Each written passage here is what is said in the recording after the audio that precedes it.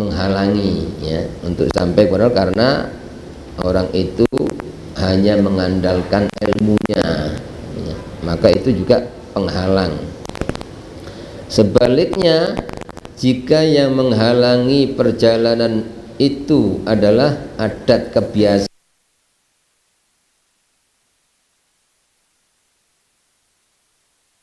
ya, maka bernama hanya hijab atau penghalang perintang itu bernama kegelapan benda dunia.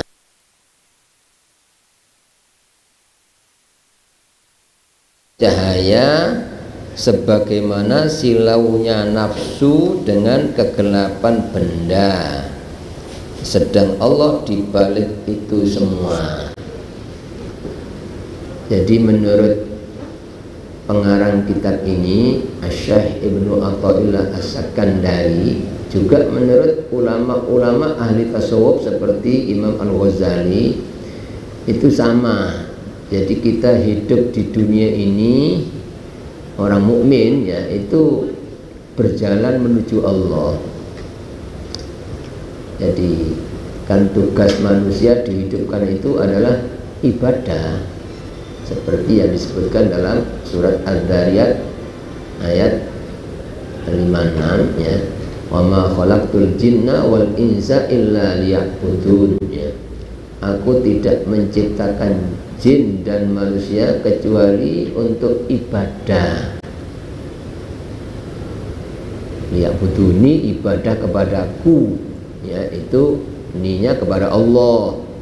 Jadi seluruh jin dan manusia tidak ada yang terkecuali, semuanya diciptakan untuk beribadah kepada Allah. Nah, ibadah itu namanya jalan menuju Allah ya. Orang yang ya ibadah itu dinamakan salikun ya, orang yang sedang berjalan.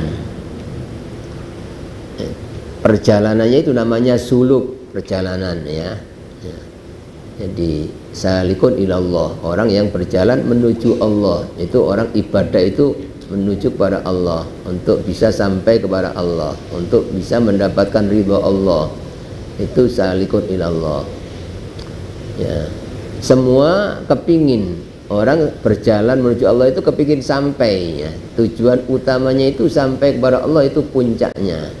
Sampai kepada Allah itu namanya wusul ya. Wusul itu sampai ya. Setelah sampai, liqa, ketemu Allah. Jadi ketemu Allah itu ya puncak kenikmatan ya, baik di dunia maupun di akhirat ya. Nah, dalam perjalanan menuju Allah ini itu banyak sekali penghalang-penghalang yang dalam bahasa kitab ini disebut hijab ya. Hijab itu takbir, tutup yang menghalangi orang ya sampai kepada Allah, penghalang atau rintangan. Itu menurut kitab ini ada dua macam hijab itu. Ada hijab yang bersifat ya nur, cahaya, tapi juga menghijabi gitu loh ya. Ada hijab yang bersifat gelap ya, juga itu hijab ya. Ya, hijab yang gelap ini adalah ad-dunya. Seperti kalau dalam karya tulisnya Imam Ghazali, kitab Minhajul Abidin ya, yang merintangi jalan menuju Allah itu diantaranya satu ad-dunya. Kalau sampai di hati orang itu terisi cinta dunia, ini sudah rintangan sudah. Kalau orang sudah di hatinya ada cinta dunia, sudah tidak akan sampai, walaupun bersungguh-sungguh ibadah. Ibarat orang berjalan ya, tidak akan sampai kepada Allah, pasti berhenti di tengah jalan. Campur saja tidak bisa ya. Jadi hati itu kata Imam Ghazali cuma satu. Kalau diisi cinta kepada dunia ya tidak mungkin. Orang bagaimana cinta kepada Allah, tidak mungkin ya. Atau ya di samping cinta kepada dunia, cinta kepada Allah tidak mungkin. Jadi hati tidak bisa dicampur. kata Nabi seperti gambarannya seperti 2 daun timbangan ya. Kalau berat yang sebelah pasti yang lain ringan ya, tidak mungkin ya 100% berat semua, yang situ juga tidak mungkin ya. Jadi kalau cintanya kepada dunia itu lebih besar, maka ya cinta kepada Allah ya akan ya menipis ya, ringan ya. Tidak mungkin orang ya saya cinta kepada dunia ya cinta kepada Allah, tidak mungkin, itu pasti bohong ya. Itu juga disebutkan dalam hadis lain seperti antara timur dan barat, sebagaimana orang itu kalau lebih dekat kepada barat pasti lebih jauh dari timur ya. Kalau lebih dekat dengan timur ya pasti lebih jauh dari barat. Artinya kalau orang itu lebih ya cinta kepada dunia, pasti berkurang cintanya kepada Allah, berkurang cintanya kepada akhirat ya. Kalau ya orang kepingin cinta kepada Allah 100%, maka harus dihilangkan ya di dalam hati cinta kepada dunia. Bukan berarti orang hidup ini tidak boleh kaya, tidak boleh mencari dunia ya. Silakan orang itu jadi orang terkaya pun boleh ya. Nabi Sulaiman itu orang terkaya, memiliki sesuatu, tapi beliau adalah orang yang paling zuhud, orang yang paling kosong hatinya dari cinta dunia. Jadi bagi Nabi Sulaiman, harta kekayaan di dunia sebanyak apapun itu tidak ada artinya, sama sekali ya tidak bisa menolong, tidak bisa menyelamatkan, tidak bisa membahagiakan.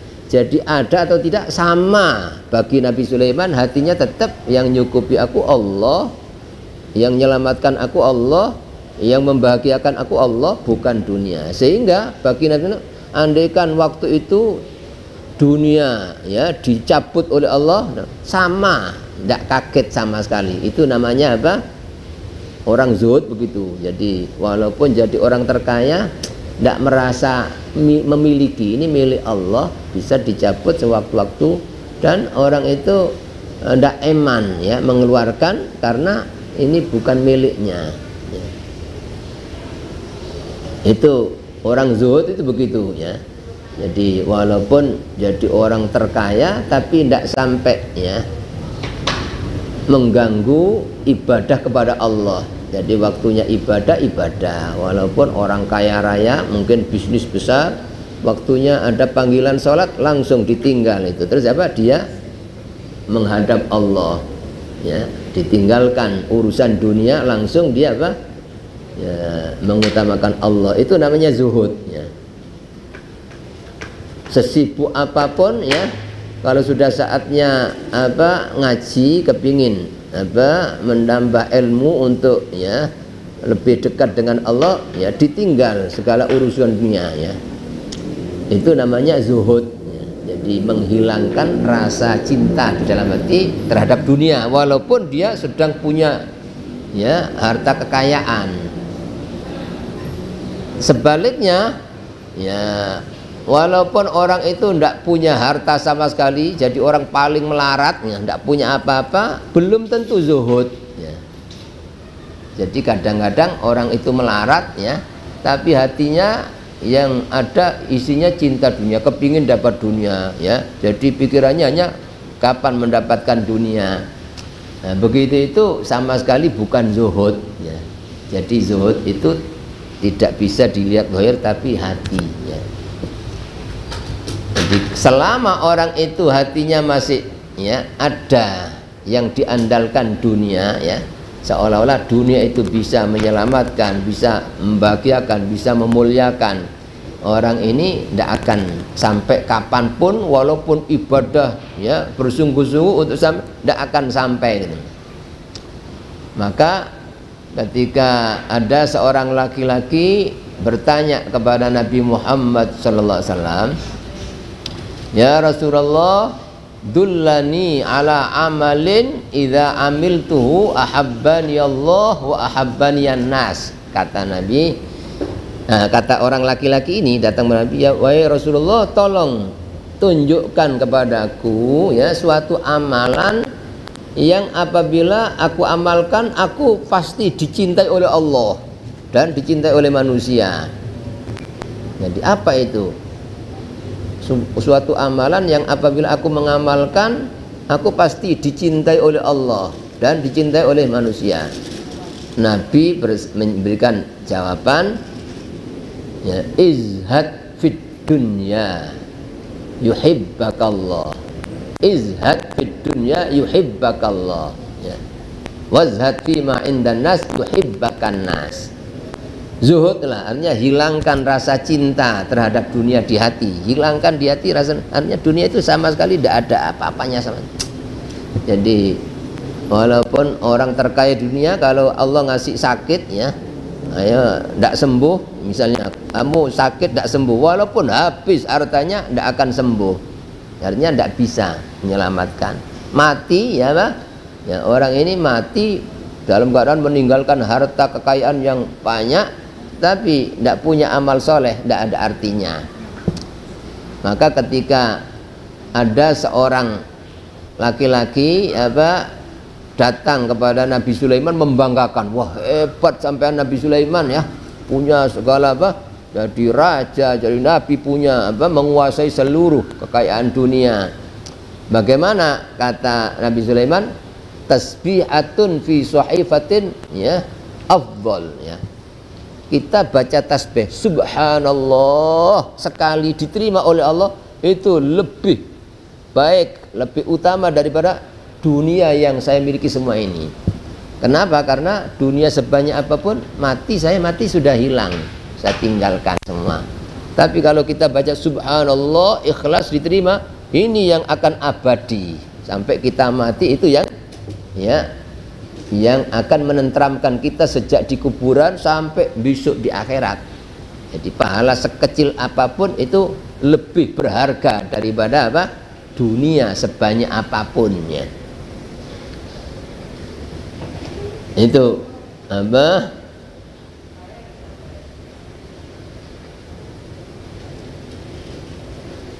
orang zuhud itu katanya supaya orang benar-benar bisa mendapatkan cinta Allah. Tidak mungkin orang itu dicintai Allah kalau dia tidak cinta kepada Allah, tidak mungkin, ya.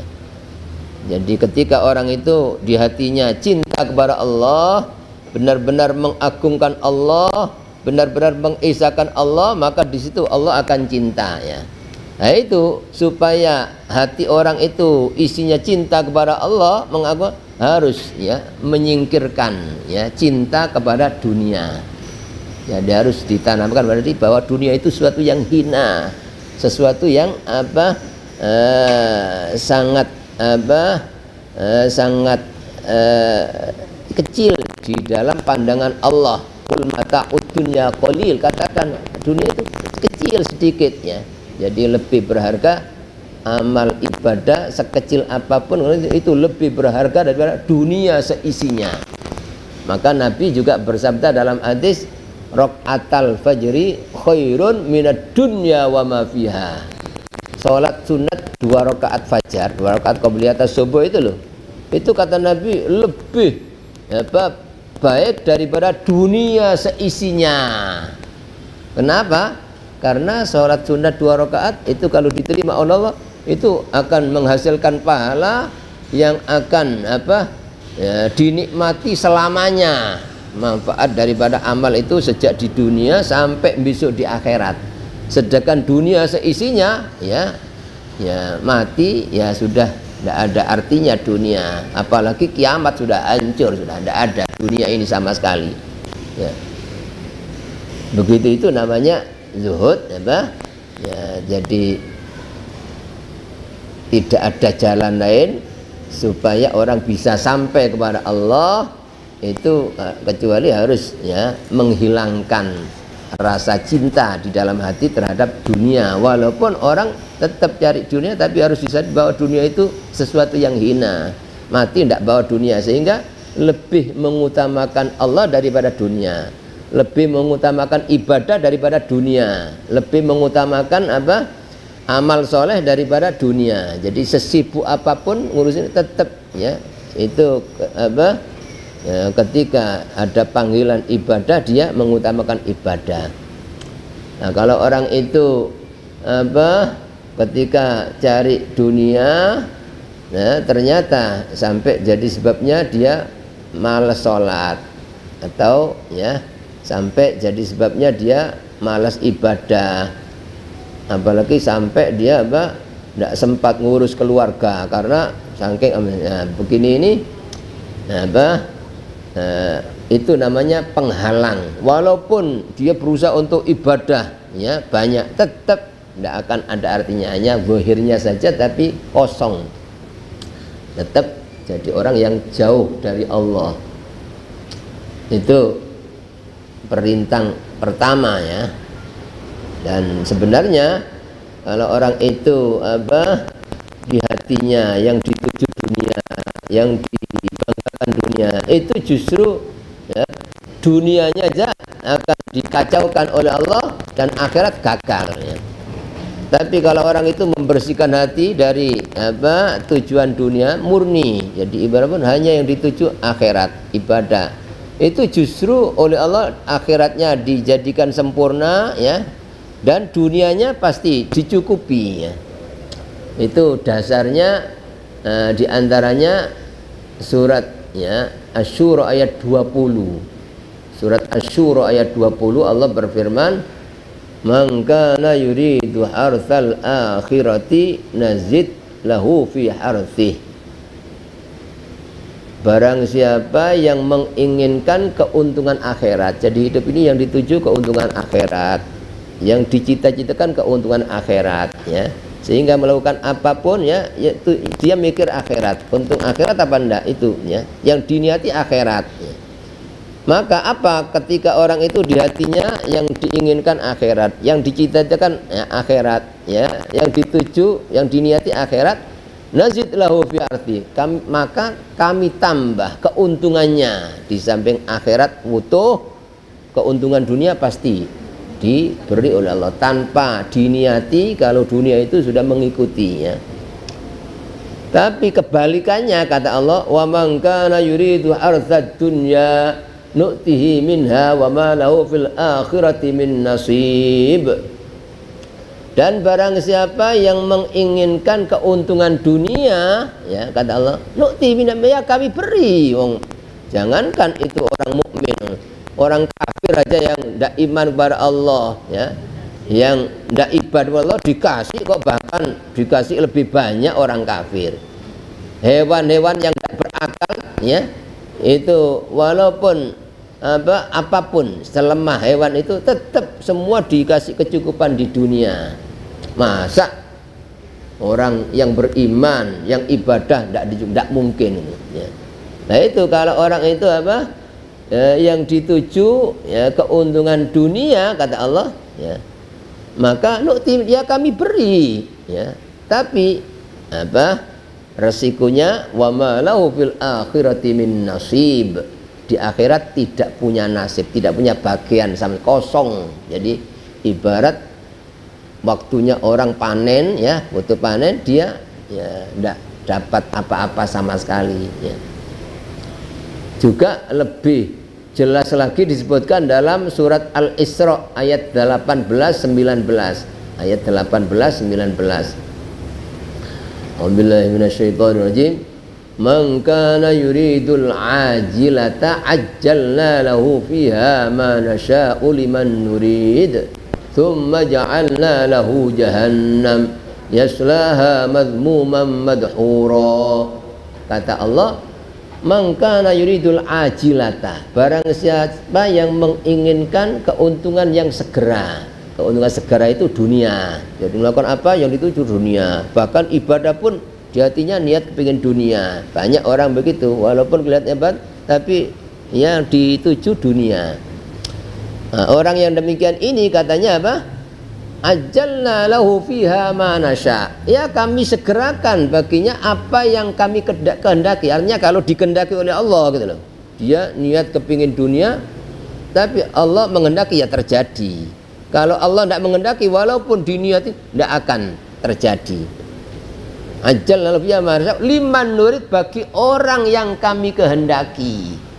Jadi kalau orang itu tidak dikehendaki dunia, ya misalnya hari ini dapat ini, walaupun dibelani dia melakukan apa niat dunia, tetap tidak akan terjadi gitu. Sebaliknya tanpa diniati pun kalau Allah menurut kamu tak kasih ini pasti dapat. Itu barang siapa yang menginginkan keuntungan dunia, ya kami segerakan keuntungan itu manasa apa yang kami kehendaki bagi orang yang kami kehendaki. Kalau dikehendaki oleh Allah, kalau tidak ya percuma ya. Tapi apa ancamannya? Ya, tsumma ja'alna lahu jahannam. Kemudian kami jadikan untuk orang itu neraka jahanam. Jadi pokoknya di hati yang dituju dunia, ya dunianya belum tentu dapat, yang pasti neraka jahanam ya dapat. Tapi sebaliknya terusannya ayat itu, wa man kana yuridul akhirata wa sa'alaha sa'ya wa huwa mu'minun wa ulaika kana sa'yuhum mashkura.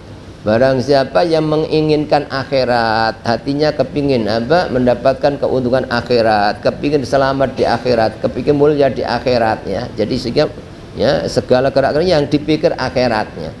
Orang yang demikian ini katanya apa? Ya, wasa'ala saya, ya, dia berusaha untuk mencari keuntungan akhirat, wa huwa mu'min, sedang ia orang mukmin, orang yang beriman kepada Allah, beriman kepada kehidupan akhirat, fa ulaika kana sa'yuhum mashkura, maka usaha mereka, amal mereka disyukuri, maksudnya dibalas oleh Allah dengan balasan ya yang sempurna di akhiratnya. Begitu juga dikuatkan dalam hadis Nabi Muhammad sallallahu alaihi wasallam, man asbaha wa hamhu ad-dunya syattatallahu amrah wa farqa bai'atah wa ja'ala faqrahu baina ainai wa lam yu'tihi minad dunya illa ma kutibalah, ya, kata Nabi ya, sesuai dengan ayat tadi ya, ada hubungan.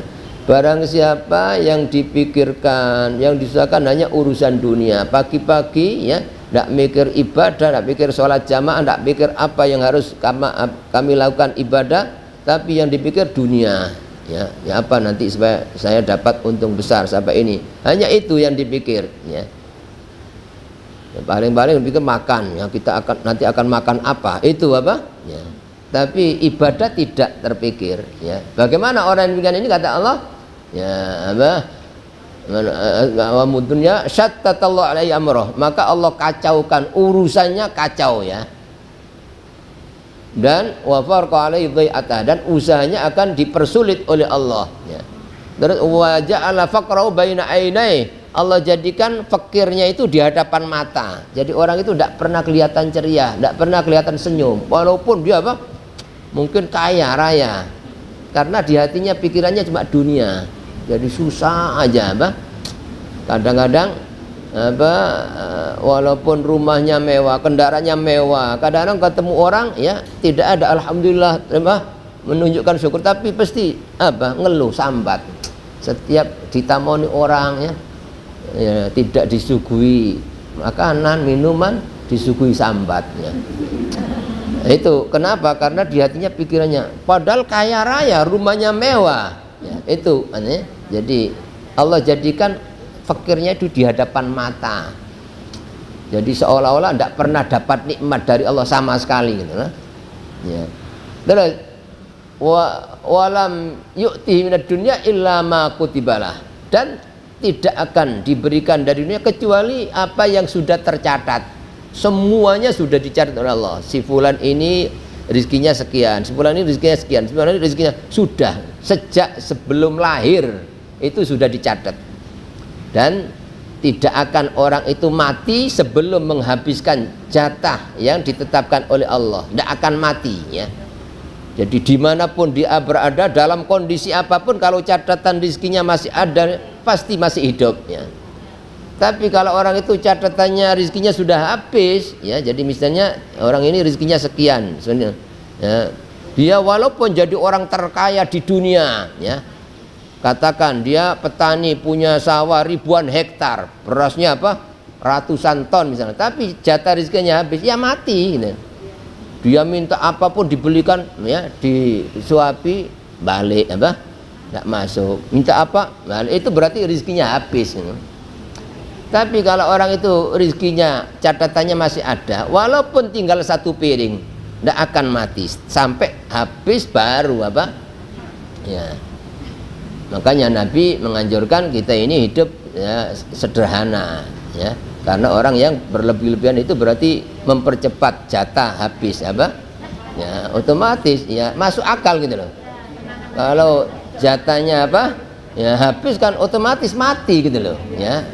Jadi makanya orang yang berlebihan pasti apa ya gampang kena penyakit terus mati, itu apa karena berlebih-lebihan ya. Mestinya jatahnya ini misalnya kalau dibuat sederhana hidup bisa cukup 80 tahun, tapi apa berlebih-lebihan baru 40 tahun sudah habis, ya sudah harus mati wong jatah rezekinya habis ya. Tapi selama belum ya, walaupun dia lari menghindar tetap dikejar kata Nabi ya. Apa lau farra ahadukum min rizkihi, kata Nabi, andaikan salah seorang kalian itu lari dari rizkinya, sudah menghindar, saya tidak mau, tetap kata Nabi la tabi'ahu kama yatba'uhul mautu, pasti dia dikejar oleh rizkinya itu, karena sudah catatan hari ini kamu dapat rizki ini, dia lari menghindar apa sudah saya tidak keluar, tetap dikejar, pasti dapat, sebagaimana orang dikejar kematian ya, walaupun dia bersembunyi tidak pernah keluar sama sekali, ditunggu apa tidak ketemu orang sama ya, supaya tidak mati. Tapi kata Allah umurmu tinggal sekian, ya pasti gitu apa mati gitu loh ya. Tapi antara umur dan rezeki itu apa sama ya, dicatat sebelum lahir ya, 4 bulan dalam kandungan ibu itu sudah dicatat ya Allah. Itu makanya ya percuma gitu loh, walaupun orang itu ambisi sampai tidak sempat istirahat, kadang-kadang tidak sempat ngurus dirinya sendiri, waktunya makan tidak sempat makan ya, kadang tidak sempat mandi, itu orang kedunian itu ya, cinta dunia Mbak. Nah, itu tetap tidak akan menambah jatah rezeki dari Allah. Kata Imam Syafi'i, wa rizquka la tafutuka bitawani, rizkimu tidak akan luput dari kamu gara-gara santai. Wah sudah saya kesel tak tutup, sudah tak istirahat dulu supaya nanti bisa apa malam bisa ibadah dengan khusyuk apa ya, misalnya apa ada apa lagi ibadah, wah sudah ini waktunya sholat tak tutup dulu, tak tinggal saya sholat, walaupun sesantai apapun ya, itu tidak akan mengurangi jatah rezeki yang ditetapkan Allah. Hari ini rezeki kan pasti dapat. Dan sebaliknya wala yazidu fir rizqi al ana'u, tidak bisa menambah rezeki berpayah-payah sampai tidak sempat istirahat, sampai tidak sempat pulang gitu, saking ambisnya tetap tidak akan nambah. Maka kata beliau Imam Syafi'i, fa idza kunta dza qalbin qanu'in, kalau anda ini punya hati yang nerima, sudah saya hari ini sudah dicatat rezeki saya sekian ya, saya dapat berapapun itu berarti pilihan Allah yang terbaik, saya harus syukur ya. Kalau kamu punya hati seperti itu ya, Allah pasti memilihkan yang terbaik. Hari ini untungnya berapa, bulan ini itu sudah pilihan Allah yang terbaik, tidak mungkin Allah salah. Dapat berapapun orang pasti akan syukur, alhamdulillah berarti Allah memilihkan yang terbaik rezeki sekian ini ya. Kalau orang itu begitu kata Imam Syafi'i, wa anta wa malikud dunya sawa'u, kamu dengan orang yang terkaya dunia sama, kamu jadi orang terkaya. Tapi walaupun orang terkaya tapi masih kurang, tidak puas, itu namanya fakir, namanya melarat ya. Itu menurut Imam Ghazali sesuai dengan di kitab ini apa penghalang yang menghalangi jalan orang kepada Allah itu yang paling berat ad-dunya ya, ad-dunya. Makanya Allah berfirman dalam Quran surat Al-Hadid ayat 20 itu, wa mal hayatud dunya illa mata'ul ghurur, tidaklah kesenangan dunia kecuali kesenangan yang menipu ya. Jadi benar-benar menipu ya. Jadi seolah-olah orang itu seperti ternyata mati sudah hilang sama sekali, seperti orang mimpi itu, benar-benar menipu. Dan disebutkan dalam hadis ya, jadi kalau ada orang kaya raya tapi tidak ibadah kepada Allah ya, tidak ibadah, jangankan bersenang-senang hanya 60 tahun 70 tahun, misalnya 1000 tahun seneng-seneng tok, tapi tidak ibadah. Ketika mati dia dimasukkan neraka, kata Nabi, sekali terus dintas, ditanya, kamu pernah senang di dunia? Tidak pernah sama sekali, sak detik aja tidak pernah senang. Jadi itu namanya hurur, menipu apa? Ya, itu orang tidak terasa bahwa dia tertipu kecuali kalau sudah datang ajal baru. Selama ini saya tertipu, dunia dianggap ini ternyata tidak ada sama sekali. Kebalikannya, kata Nabi ini yang cerita, kalau ada orang mukmin sabar tapi istiqomah ibadah, di hatinya hanya yang dituju ibadah, walaupun jadi orang paling melarat, sengsara, dapat cobaan macam-macam, mulai kecil sampai mati, tapi karena ini orang ini mukmin ya, tetap istiqomah ibadah sampai mati. Ketika mati dimasukkan surga sekali, ditanya, kamu pernah sengsara di dunia? Tidak pernah sama sekali, hilang. Jadi kesengsaraan di dunia ini hilang sama sekali ketika orang mati. Bagi orang mukmin begitu juga, kesenangan apapun dunia itu akan hilang sama sekali bagi orang kafir ketika mati ya. Itu supaya orang itu bisa zuhud harus ada ilmu. Nah, ilmu yang begini yang namanya ilmu manfaat, kata Imam Ghazali. Ilmu manfaat itu diantaranya ilmu yang mengenalkan orang pada hakikat dunia itu, sehingga orang ya walaupun ya, cari dunia tapi tidak sampai ya cinta dunia, walaupun kaya tapi tidak sampai ke cinta dunia. Itu ketika orang ya punya ilmu bahwa dunia itu sesuatu yang sangat hina ya. Itu yang pertama, kata Imam Ghazali, rintangan yang merintangi umumnya manusia gagal dalam perjalanan menuju Allah itu gara-gara dunia. Sehingga ketika sudah punya kekayaan itu umumnya ya di mana-mana sudah merasa puas cukup, sehingga malas ibadah, malas ngaji, seolah-olah ya tidak butuh Allah, seolah-olah ya.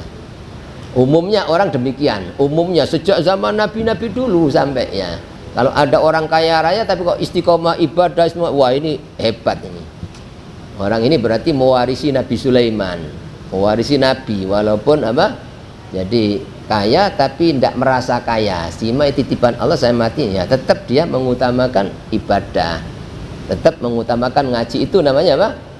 Ya, tapi pada umumnya gitu loh. Pada umumnya sejak zaman nabi-nabi itu termasuk nabi, itu umumnya yang istiqomah mengikuti majelis taklim, istiqomah jamaah itu orang-orang yang biasa-biasa. Artinya tidak terlalu kaya, bukan orang yang punya jabatan kekuasaan, umumnya demikian. Maka kalau orang yang punya kekuasaan, orang kaya kok istiqomah, wah ini hebat ini. Orang yang luar biasa ya, istimewa ya. Ya, terus yang kedua, kata Imam Ghazali, rintangan yang merintangi jalan manusia ke jalan Allah itu al-khalq, makhluk ya. Makhluk itu manusia. Orang itu kadang-kadang dalam perjalanan sudah hampir dekat pada Allah gagal ya, gara-gara manusia ya. Tadinya sudah ibadah ikhlas, karena ada orang terus riya, pamer. Nah ini sudah gagal ya. Ya, jadi untuk sampai kepada Allah kan harus ikhlas, harus tidak ada niatan karena manusia ya.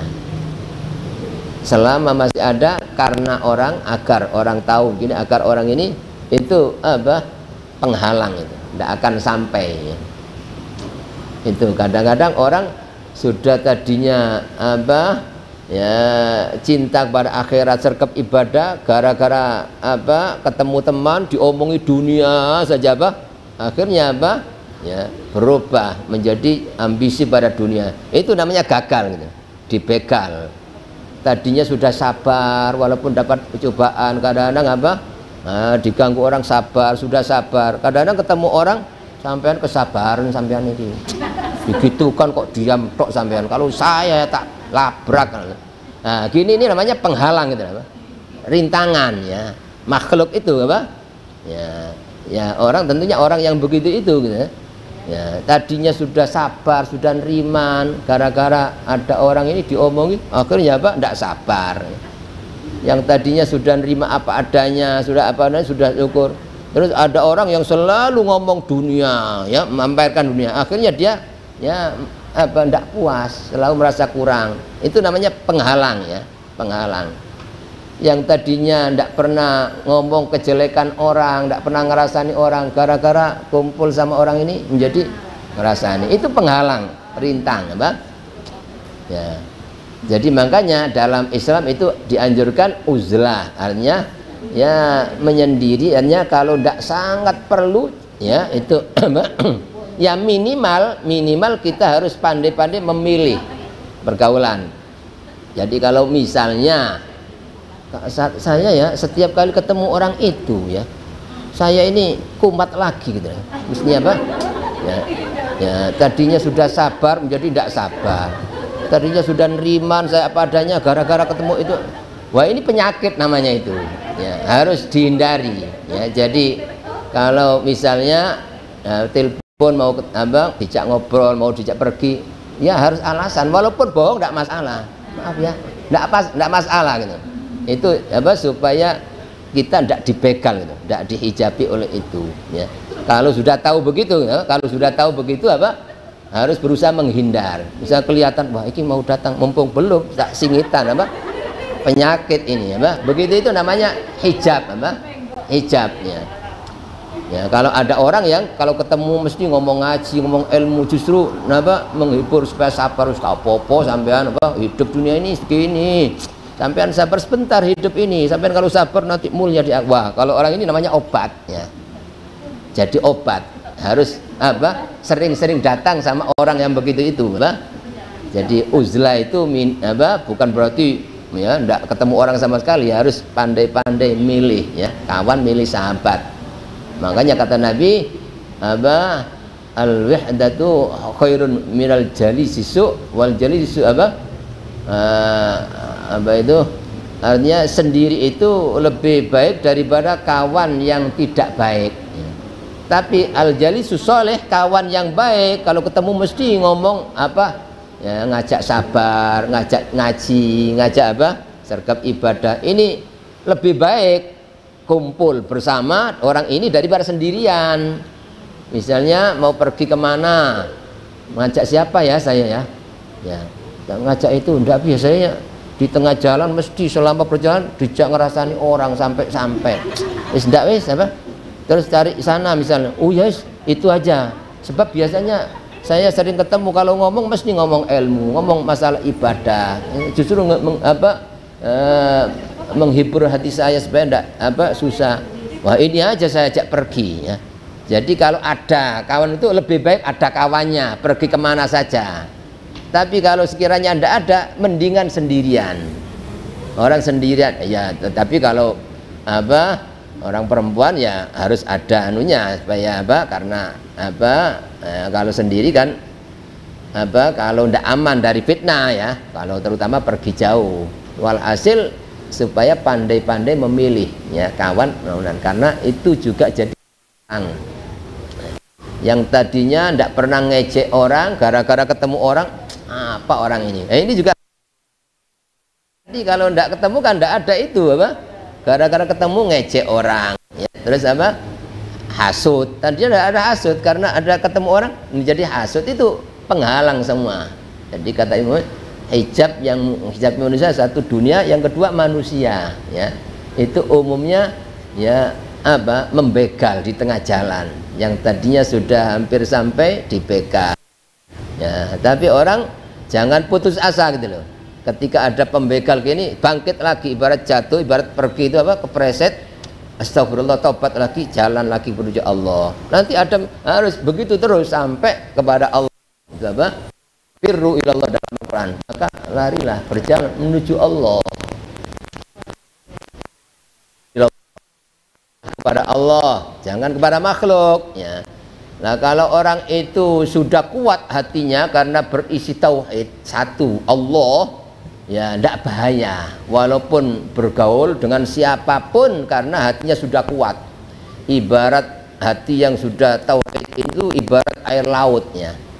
Air laut karena saking luasnya, saking dalamnya, tidak pernah kotor. Walaupun ada limbah kotoran tetap jernih ya. Manusia yang kuat tauhidnya illallah itu begitu, walaupun diolok diejek orang tetap tidak berubah, dipuji-puji orang semua tetap tidak berubah. Muji apa? Saya ada apanya? Saya tidak punya apa-apa. Ini semua milik Allah. Saya bisa Allah. Berarti itu kuat namanya apa? Seperti lautan. Jadi misalnya apa? Ada orang ya tetap tidak sama sekali hatinya tidak kepingin dilihat orang. Sebab manusia bisa apa ya? Siapa manusia? Itu namanya kuat. Jadi bergaul sama siapapun tidak pernah ngecek orang, tidak pernah sombong, tidak pernah pamer, tidak pernah apa? Ya, terpengaruh ada orang ngomong dunia sama sekali dia tidak tertarik sama sekali. Orang yang begitu itu apa? Ya, itu sudah kuat hatinya seperti lautan, tidak masalah. Bergaul sama siapapun tidak akan ngotori hatinya, tetap utuh di hatinya hanya Allah. Tidak masalah. Begitu itu namanya uzlah hakiki ya. Uzlah hakiki itu walaupun apa ya apa dia bercampur dengan orang banyak tapi hatinya tidak rusak. Jadi walaupun sama orang banyak tidak pernah ada sombong ya, tidak pernah pamer, tidak pernah apa iri, tidak pernah apa ngecek orang ya. Itu tetap ya, ya yang dilihat itu Allah yang menciptakan ya. Jadi sama. Begitu itu kalau orang sudah begitu walaupun bergaul sama siapapun ya tidak masalah, itu namanya uzlah hakiki. Kalau uzlah syar'i ya itu sulit, seperti orang dulu bang menyendiri betul, tidak kumpul sama siapapun ya, kita tidak mungkin apa ya, kita belajar apa bagaimana walaupun berkumpul dengan orang tapi tidak sampai rusak hati kita. Jadi walaupun misalnya ada orang ngecek sama sekali tidak ada benci ya, ada orang muji-muji tidak bangga saya tidak begitu apa, ada orang siapa kita ibadah sama sekali tidak ada niatan kepingin dilihat orang ya, kita bisa apapun tidak pernah menyombongkan diri, tidak pernah. Kalau orang sudah begitu tidak bahaya ya, karena hatinya sudah kuat ya, seperti air laut ya. Kemudian yang ketiga perintang, kata apa Imam Ghazali, yang keempat itu setan ya. Setan sudah jelas itu setan musuh yang nyata dalam Quran apa ya, aduwwum bin. Terus yang keempat nafsu. Nafsu itu awake dhewe itu diri sendiri, itu yang paling berat justru nafsu ya, yang paling berat nafsu. Kadang-kadang orang sudah apa ya, sudah tidak ketemu orang tidak menerima tapi nafsunya saya. Tidak ada orang yang apa sergap seperti saya ini ahli bangun malam di hatinya ya, saya ini apa ya, saya sudah ahli apa gini, ahli ibadah, ahli tirakat. Begitu itu apa seolah-olah dirinya yang bisa itu loh. Itu hijab yang paling berat dirinya. Jadi bisa apapun seolah-olah dirinya apa yang bisa ya. Itu maka itu juga termasuk penghalang. Maka sebagaimana yang sering kami sampaikan, Allah berfirman dalam Al-Quran surat Kahfi ayat 110 itu ayat terakhir surat Kahfi ayat 110, faman kana yarju liqa'a rabbih falya'mal 'amalan shalihan wa la yusyrik bi ibadati rabbih ahada. Ya, barang siapa yang mengharap ketemu Tuhannya ini loh. Jadi kita ini hidup berjalan istilahnya apa? Ibadah ini kepingin ketemu Allah. Ketemu Allah puncak. Apa syaratnya? Kata Allah, "Faman kana yarju liqa'a rabbi", barang siapa yang mengharapkan ketemu Tuhannya, falyamal amalan sholiha, maka hendaklah beramal soleh, amal yang baik, amal yang manfaat baik untuk dirinya, untuk keluarga, untuk orang lain, itu amal soleh.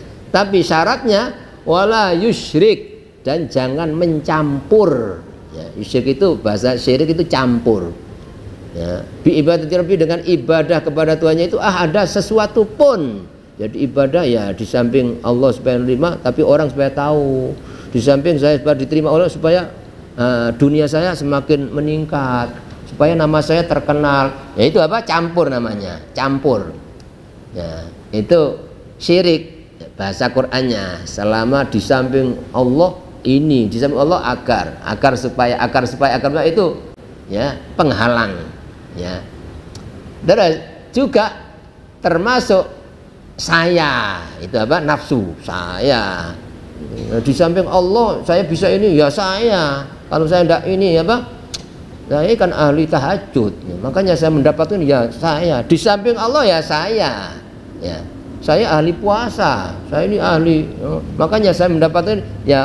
Di samping Allah saya, di samping Allah saya itu apa, campur namanya. Apalagi Allah tidak ya, seolah-olah bukan Allah, saya bisa apa saya, itu namanya kufur, seolah-olah menganggap dirinya Tuhan ya. Jadi selama masih mengakui dirinya apa, seolah-olah bisa apapun dari dirinya, walaupun di samping Allah ya saya, di samping Allah ya usaha saya, di samping Allah ya kecerdasan saya, di samping Allah ya pengalaman saya, karena ini itu tidak akan sampai ya.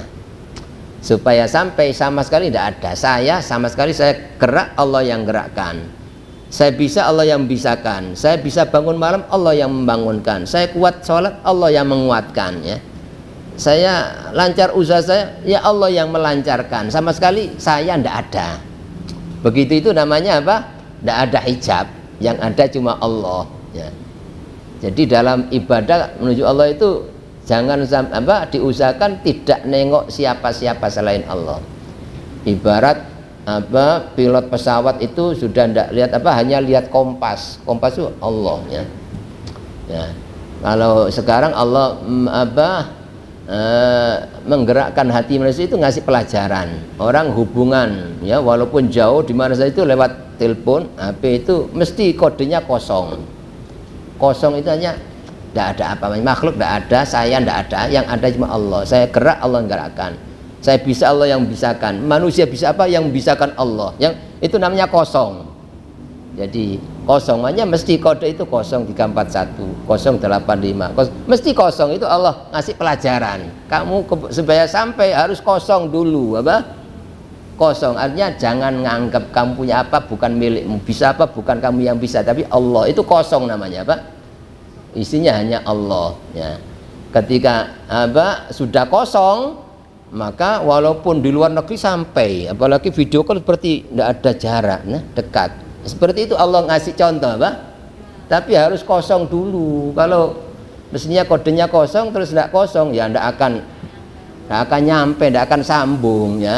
Allah gerakkan manusia yang punya itu kok harus kosong gitu apa, itu Allah mengajari kita supaya ketemu Allah harus kosong. Jadi tidak ada makhluk, tidak ada yang bisa, saya juga tidak bisa, tidak punya apa-apa ya. Yang bisa hanya Allah, yang punya hanya Allah, yang berkuasa hanya Allah, yang bisa menolong hanya Allah, yang bisa menyelamatkan hanya Allah. Itu kosong namanya apa, kosongnya itu apa. Terus menurut kitab ini diantara penghalang itu ada dua, ada penghalang yang bersifat gelap, tadi itu semua gelap ya, sifatnya gelap-gelapnya. Terus ada apa, penghalang yang sifatnya cahaya, tapi penghalang diantaranya kata penghalang itu ilmu, karena orang ilmunya banyak, oh tidak khawatir saya mesti ngomong nanti orang tertarik semua karena saya ini ahli ilmu ya, apalagi titel saya profesor doktor, tidak khawatir saya ya. Begitu itu termasuk hijab ya, karena merasa punya ilmu banyak walaupun dia menguasai tapi diandalkan, seolah-olah ini yang membuat dia bisa bicara, seolah-olah ilmunya ini yang membuat orang bisa nerima, bisa mendapat hidayah ya, itu namanya hijab ya. Tapi karena ilmu itu nur kata Nabi ya, sifatnya itu apa, hijab tapi nur ya. Orang sudah merasa bangga dengan ilmunya, merasa bangga dengan titelnya apa, termasuk kitab-kitabnya. Jadi orang kadang-kadang punya kitab proposal banyak, oh tidak khawatir ya, kitab saya banyak, referensi saya banyak, saya sudah baca berapa kitab nih, saya maju pasti apa gampang, ada apa pasti orang salut sama bicara saya karena sudah saya punya kitab. Begitu namanya hijab ya, hijabnya kitabnya. Jadi orang apa tidak boleh punya kitab, boleh silahkan gitu. Walaupun kitabnya apa segudang macam-macam sudah, tapi ketika berangkat ya saya tidak bisa apa-apa. Saya bisa ngomong 100% yang bisakan Allah. Orang mau mendengarkan Allah yang menggerakkan hati orang itu. Terus orang paham Allah yang memahamkan, bukan saya. Selihai apapun kalau enggak, itu namanya apa? Tidak jadi hijab. Ya. Jadi tetap usaha apapun silakan gitu. Tapi jangan sampai seolah-olah ini yang membuat orang bisa, ya. Maka dulu diceritakan ada ilmu perpukasnya luar biasa. Jadi rumahnya itu tingkatannya. Di ruang atas itu isinya kitab semua. Namanya Syekh Abdul Wahab Asy'aruni, terkenal itu ulama besar Syekh Abdul Wahab Asy'aruni, tapi beliau terhijab, jadi seolah-olah ilmu segala-galanya, sehingga dia masih membanggakan ilmu, mengandalkan, sehingga sampai kepada Allah. Umumnya orang yang hanya itu namanya syariat, jadi seolah-olah ilmu segalanya itu pasti kalau ketemu orang yang bodoh mesti ngeremehkan. Apa kamu ndak punya ilmu, saya ini loh, ilmu saya banyak. Kadang-kadang melihat orang ndak punya kitab, kamu ndak punya kitab saya banyak. Itu apa? Ya.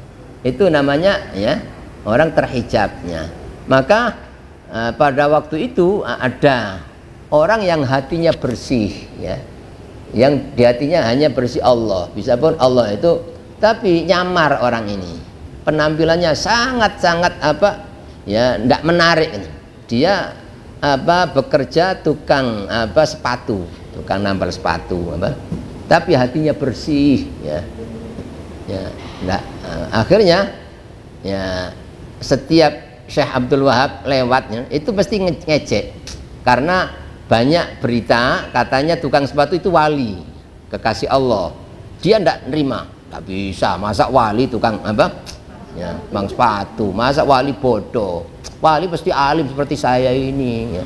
Setiap jalan mesti ngecek, sejamatnya ngecek, sampai beberapa kali akhirnya dikasaf namanya apa, nah, ini langsung apa, uskut ya khimar Zainab, ya, dia mau kamu apa khimarnya Zainab, sebenarnya istrinya itu walaupun cantik muda tapi apa sangat apa mengejek suaminya itu. Jadi setiap kali datang dari dakwah itu dan masuk rumah itu disuruh duduk, kamu duduk, dinaiki sampai naik atas setiap hari. Tidak ada orang yang tahu sama sekali, tapi kok orang ini kok tahu gitu. Duh, kaget dia, siapa yang ngasih tahu, padahal saya tidak pernah ada, ya, ya.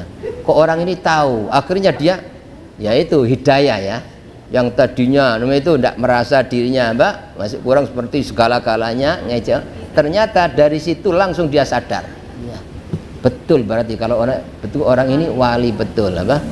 Akhirnya dia ya berusaha kepingin, sudah memutuskan saya harus berguru sama orang ini karena sudah terkenal, banyak orang yang tahu ini wali Allah, cuma penampilannya seperti itu. Akhirnya setelah dia mengguru, ya saya nerima kamu jadi murid, tapi ada syaratnya. Apa syaratnya? Kitabmu semua itu harus kamu buang laut. Kalau enggak, jangan berharap jadi murid saya, ya. Ya itu sebab selama kamu masih hatimu, ya, yang diandalkan bukan Allah, jadi bisa karena ya kamu, ya. Akhirnya dia karena sudah kadung mantap, ya sudah berangkat. Akhirnya walaupun dengan tangisan, ya, karena eman kitab berapa banyak itu, dia berangkat, dibuang ke laut katanya kitab-kitabnya. Cuma ada satu kitab yang yang paling disayang, itu, ya, mungkin tidak tahu gurunya gitu, disisakan setelah dibuang semua, terus datang, ya, sudah gurunya, enggak, masih ada satu, tahu gitu akhirnya terpaksa satu itu pun juga dibuang, sama sekali tidak ada yang diandalkan. Jadi ilmu Allah yang itu. Akhirnya setelah maju di hadapan gurunya, sudah buka bajumu, ya, dipegang saja langsung ilmu semua di kitab itu seperti kelihatan semua, tidak pakai ilmuwan, tidak pakai kitab, sudah langsung hafal, ya. Seperti itu loh orang ketika hatinya tidak ada selain Allah, itu begitu, itu namanya ilmu laduni, ya, yang langsung dari Allah. Itu ketika hati bersih, tidak ada yang diandalkan selain Allah, maka Allah akan memberi ilmu-ilmu yang bermanfaat, ya. Itu diantara penjelasan daripada hikmah yang ke-165 ini. Intinya itu hijab ya, penghalang, perintang yang merintangi jalan menuju Allah itu ada dua. Ada yang bersifat zulmani, kegelapan-gelapan, yaitu dunia, makhluk itu gelap-gelap, itu termasuk syirik-syirik, segala ya, ada keyakinan seolah-olah ada selain Allah yang bisa itu gelap-gelap. Makanya Allah berfirman dalam Al-Quran, innamal musyrikuna najasun, ya, orang musyrik itu najis, kotor, jijik ya. Bukan orang yang nyembah patung saja gitu loh. Syirik itu selama ada di samping Allah ya ini, di samping Allah ini, namanya syirik. Itu najis, kotor. Ketika hati kotor, tidak mungkin Allah memberikan sesuatu yang berharga di dalam wadah yang kotor ya. Harus bersih dulu baru ya. Terus yang kedua, ada hijab yang bersifat nur ya, yaitu ilmu, yang membanggakan ilmu, seolah-olah ilmu segala-galanya ya, termasuk orang ngandalkan tirakatnya, ngandalkan ibadahnya. Saya ahli tahajud, tidak khawatir saya ini. Begitu, itu hijab namanya, karena mengakui ya, padahal dia bisa apapun, Allah yang membiasakan, tidak boleh kita akui. Walaupun sergap apa saja, sama sekali jangan diakui itu dari kita ya. Kalau yang merintangi orang itu ilmu itu namanya hijab ya, nur namanya. Tapi penghalang ya, orang tidak akan sampai kepada Allah. Barangkali yang bisa kami jelaskan, mudah-mudahan dengan kita mengkaji ini, hati kita dibersihkan oleh Allah dari segala yang mengotori hati, yang menggelapkan. Mudah-mudahan ya. Oh ya, kirim doa ya, tasyakuran dan tasyakuran milad Adrian Ahmad ya. Mudah-mudahan keduanya nanya ini dijadikan juga putra putri kita semua, anak turun kita semua, terutama yang di tasyakuri ini, mudah-mudahan dijadikan anak-anak yang soleh dan anak-anak yang baik, yang akan selamat bahagia dunia sampai akhirat, diberikan umur yang barokah, dijauhkan dari bala dan penyakit, juga kita semua dan keluarga kita, dan dijadikan orang yang istiqomah ibadah ya, sampai ya sewaktu-waktu dipanggil mengenal Allah dalam keadaan husnul khotimah, ala hadiniyah wa ala kulli niyatin sholihah wa ila hadratin nabi suratil fatihah. Bismillahirrahmanirrahim. Iyyaka na'budu wa iyyaka nasta'in. Shiratal ladzina an'amta 'alaihim ghairil maghdubi 'alaihim waladdallin. Amin.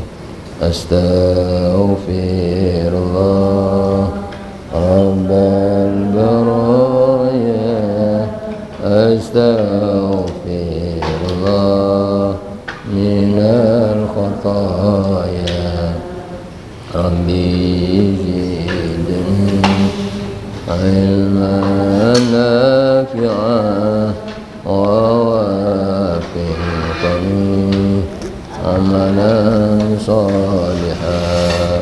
Astaghfirullah rabbal baraya, astaghfirullah minal khataya, rabbi zidni ilman nafi'an wa wafiqni amalan salihah.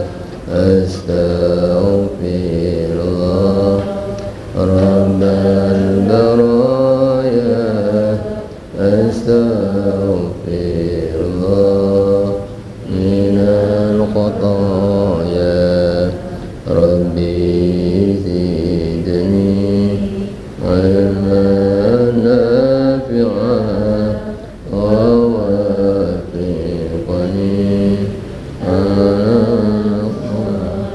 Bismillahirrahmanirrahim. Allahumma salli wa sallim ala Muhammadin nabiyil ummi ربنا ظلمنا أنفسنا إن لم تغفر لنا وترحمنا ربنا انفعنا بما علمتنا رب علمنا الذي ينفعنا رب زدنا علما نافعا اللهم إنا نسألك حسن الخاتمة ونعوذ بك من سوء الخاتمة اللهم إنا نسألك العافية في الدنيا والآخرة وصلى الله على سيدنا محمد وعلى آله وصحبه وسلم الحمد لله آمين wassalamualaikum warahmatullahi wabarakatuh. Ini Rebo depan berarti saya libur ya.